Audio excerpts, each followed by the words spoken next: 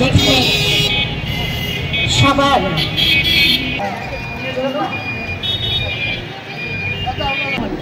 জানোয়ারের সাথে তুলনা চলে না।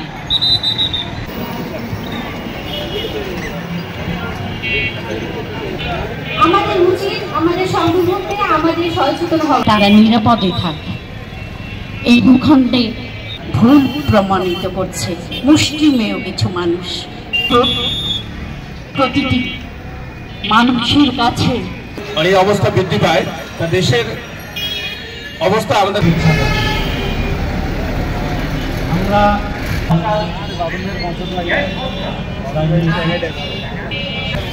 আমরা মহান মুক্তিযুদ্ধে শিশুকে অপহরণ করে তাকে সারা বাংলাদেশের নাই আজকে লালমনিরহাটে নারী ও শিশুদের ধর্ষিত হয়, অফিস আদালত নয়। এই নির্যাতনের শিকার যারা হচ্ছে তাদেরকে বন্ধ করা যাবে।